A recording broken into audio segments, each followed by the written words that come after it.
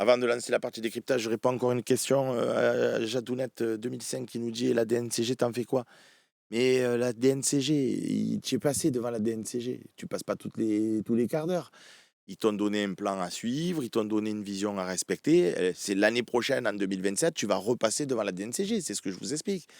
Tu l'as fait ton passage devant la DNCG. J'aurais compris le move, Jadounette 2005, si justement tu vas en Greenwood en urgence pour passer devant la DNCG en disant: «Non mais regardez, regardez, on a fait rentrer des sous dans les caisses, donc du coup, il y a plus besoin de nous contrôler ou de nous stresser». Là, il y a du sens. Là, il y a là, je peux vous l'expliquer, mais c'est pas ce qui s'est passé. On est passé devant la DNCG, on a été encadré et derrière, tu vends Maisonne pour une poignée de figues, à mes yeux en tout cas. C'est quoi le move? Tu es déjà passé devant la DNCG. Tu as déjà eu, un rappel à l'ordre par le UEFA, donc ils te convoquent pas tous les mois, hein. C'est pas ton patron qui passe te voir, si tant est que tu es un patron, ou que parce que je sais pas si tu es à ton compte ou pas, mais qui passe te voir tous les jours ou tous les 3 jours ou une fois par semaine pour voir un peu ce que tu fais pas. Là, c'est tous les ans, tu passes devant une commission, et puis, tu exposes, tu montres ton bilan, tu dis où tu en es et puis en fonction de, voilà, donc c'est pas donc c'est pour ça qu'une fois que tu étais passé devant la DNCG, une fois que tu étais passé devant l'UEFA, sois pas pressé. Moi, je vous dis pas qu'il fallait pas le vendre, parce que c'est pas ce que je vous ai expliqué la dernière fois. Je vous dis juste que dans le timing, je comprends pas, voilà. Romain Ring ou Michel, ils disaient: «Il fallait le garder, il fallait le garder». C'est pas mon discours. Mais si tu veux le vendre, vends-le bien, c'est tout. Et tu veux le vendre, OK, vends-le bien. Là, je peux pas dire que c'est bien vendu. Et les propos de Lorenzi en conférence de presse qui dit: «Oui, mais on n'avait pas beaucoup d'offres». Mais tu les as attendues les offres, frérot? Il y avait la coupe du monde. Il y a quoi comme transfert aujourd'hui? Je vous parle au Real, je vous parle à City, je vous parle à il y a quoi comme, il y a eu quelques petits mouvements, mais le mercato, il bat pas à son plein. Donc pourquoi on n'a pas attendu que le mercato, il soit ouvert et voir si justement tu avais des offres? Non, là d'un coup, on a l'impression qu'on a voulu s'en débarrasser. Bon les amis, cette partie, décryptage, je voulais, vous en parler, par rapport, à une notion qui commence à me rendre un petit peu dingue et on va s'en faire un débat entre vous et moi si vous le souhaitez, si vous voulez participer sur Twitch, sur Mavefossin, et et sur, et sur YouTube. Je n'arrive plus à comprendre, quand je regarde des matchs de foot, tous les commentateurs qui t'expliquent en long, en large et en travers que X ou Y a refusé le foot, que X ou Y n'a pas voulu jouer. Et ça vaut aussi pour l'Olympique de Marseille. Il y avait des matchs la saison dernière où on allait me dire: «Ouais, mais tel club, ils sont venus à l'OM, euh, ils ont fermé le jeu, ils n'ont pas joué au foot, ils se sont mis tous derrière, ils ont défendu». Arsenal contre le PSG en finale de la Champions, ils ont fermé le jeu, ils n'ont pas attaqué, c'est pas ça le foot. Mais est-ce qu'il y a quelqu'un qui a dit un jour, voilà le foot, le vrai foot, c'est un foot de possession? Est-ce qu'il y a quelqu'un un jour qui a dit le vrai foot, c'est un foot de pressing? Est-ce qu'il y a quelqu'un qui a dit un jour, le vrai foot, euh, c'est de marquer un but de plus que l'adversaire? Alors oui, Bielsa qui a dit tout ça. Et c'est la vie de Bielsa, quoi. Je veux dire, moi j'ai vu, ça remontait à un moment, mais parce que ça m'avait tellement frappé, l'Inter de Mourinho battre le Grand Barça avec Eto'o qui défendait comme un chien arrière droit. Donc, je veux dire, le Bayern, ils ont joué contre le PSG. Ils ont joué au foot. Et le PSG a joué contre le Bayern en demi, ils ont joué au foot aussi. Ça a fait un match incroyable. Franchement, c'était un super match. Est-ce que je préfère voir ce genre de match? Bien évidemment. Il faudrait être idiot pour dire: «Ah non, moi je préfère voir une équipe qui fait que défendre et où on s'emmerde». Évidemment que c'est plus plaisant et d'ailleurs, il y a souvent beaucoup, de commentateurs qui disent: «Il faut 2 pour faire un grand match». Ben oui, il faut 2 équipes qui ont de l'ambition, qui ont envie de jouer au foot Et ça donne un grand match, on est d'accord sur ça.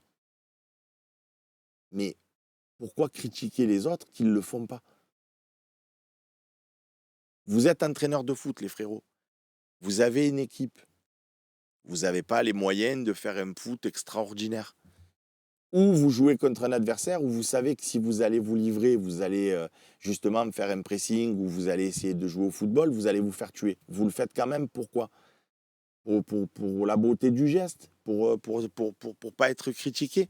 Ou vous êtes plus pragmatique et vous faites en sorte de vous en sortir. Et je suis complètement d'accord avec Emiona sur Twitch qui dit le vrai foot, c'est celui qui gagne. C'est. Mais oui, Brito Bétoile sur YouTube, je suis d'accord avec toi, mais après, ce qu'a fait l'Argentine hier soir, par exemple, c'était bien dégueu. Eh ouais, mais c'est comme le Paraguay contre nous. Paraguay ou l'Uruguay, putain, je suis fatigué. Paraguay, hein. Je veux dire, c'est ce qu'ils ont fait, c'est détestable. Merci, ma mandarine, le Paraguay. C'est détestable. Encore beaucoup plus que l'Argentine. Hein. C'était affreux. Mais vous vouliez qu'ils fassent quoi, le Paraguay, contre la France? Qu'ils viennent, qu'ils jouent au foot, qu'ils nous pressent pour s'en prendre 3. Le Maroc, qu'est-ce qu'ils ont fait? Ils sont restés derrière, ils ne sont pas trop livrés. Mais vous vouliez qu'ils fassent quoi, le Maroc? Allez, on y va, on va les presser, on se livre comme ça et ils nous en plantent 8. Donc, je vous dis juste à un moment donné, les gars, j'aimerais, moi, l'année prochaine, quand on joue contre des défenses regroupées au stade Vélodrome, comprendre que même si on aura un effectif moins intéressant en termes de qualité de joueurs, je me base sur les noms et pas sur la potentialité ou l'exploitation réelle de ces joueurs.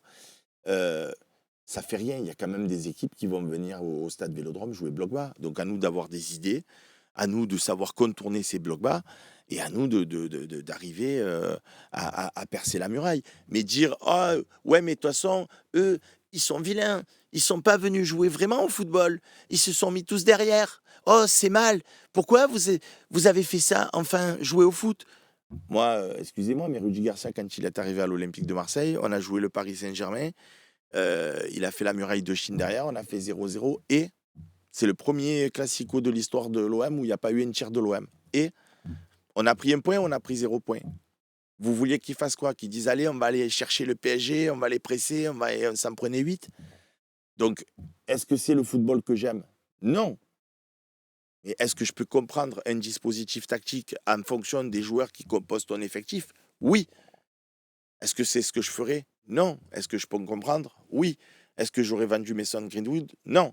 Est-ce que je peux le comprendre? Oui. C'est pas parce que j'arrive à comprendre certaines choses que je suis d'accord avec ça. Vous comprenez ce que je veux vous dire? C'est tout. Donc, à un moment donné, il faut que on arrive à comprendre que voilà, on n'a pas tous les mêmes effectifs, on n'a pas tous les Garcia d'émission, nous dit New Jersey sur Twitch. Les copains, il y a un numéro qui s'est affiché, le 04 86 68 24 67.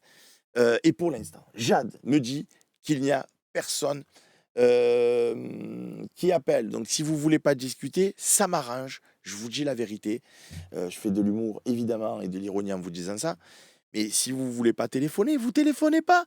Je vous fais le bisou. On clôture l'émission, on passe à la suite. Non, plus sérieusement, que ce soit moi à l'antenne ou que ce soit d'autres copains, on vous a mis une libre antenne justement pour que vous puissiez faire part de, comment dirais-je, votre état d'esprit avant la saison de l'Olympique de Marseille ou de vos envies ou de discuter sur des points précis, de nous poser des questions. Donc si vous vous en saisissez pas, je vais pas à toutes les émissions vous dire, il y a que Nico Amskas qui appelle tout le temps et j'aimerais qu'on fasse de la place. Nico, c'est pas parce que je veux pas parler avec toi, bien au contraire, tu sais que je t'adore, mais j'aimerais bien qu'il y ait un panel représentatif de vous qui nous regardez et avec qui on pourrait discuter des émissions, des sujets, pardon, que vous avez envie d'aborder. Toga, ce qui me rend chèvre, c'est ceux qui disent ils sont nuls et ont joué le match de leur vie contre nous. Mais exactement. C'est quoi? Ça, c'est pareil. Si. Ouais, mais contre nous, ils font le match de leur vie. Bien sûr, c'est plus dur quand tu joues à l'Olympique de Marseille parce que tu as toujours une adversité où les mecs sont motivés, ils sont à bloc, ils sont à fond, ils ont envie, ils ont envie, ils ont envie. Bien sûr, c'est plus compliqué, je le nie pas. Je voulais même expliquer mais c'est pas, c'est pas que c'est pas une excuse. Oui, c'est une excuse, mais c'est comme ça, c'est un état de fait. Si tu n'es pas prêt à ça, viens pas jouer à l'Olympique de Marseille, frérot. Viens pas jouer à l'Olympique de Marseille. Tu vas jouer à Monaco, tu vas jouer à Lyon, à Lens, voilà. Quand ils jouent contre des clubs comme Lorient, bon, ça joue au foot, mais voilà, les mecs ne font pas le match de l'année contre Monaco parce qu'il n'y a pas de caméra. Oui, il y a les télés, mais il n'y a pas de supporters, il y a moins d'ambiance, il y a moins de. Voilà, les mecs jouent contre Monaco, voilà, c'est un match de championnat de France. Quand ils jouent contre l'OM, putain. Et puis parce que nous, on est un club passionnel, donc du coup, c'est clivant. Soit tu adores, comme nous, qui sommes là pour en parler, mais il y en a beaucoup qui détestent l'OM aussi, il ne faut pas se leurrer. Monaco, il n'y a personne qui adore, il n'y a personne qui déteste. C'est neutre, c'est plat. Donc les équipes adverses, c'est pareil, c'est neutre, c'est plat. Euh,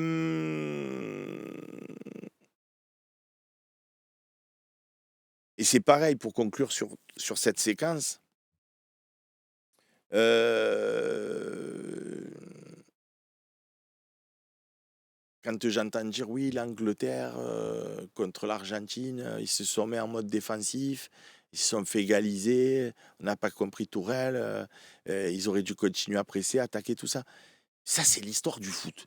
C'est-à-dire, tu as une équipe de foot, tu mènes 1-0, tu continues d'attaquer, tu te prends un but en contre.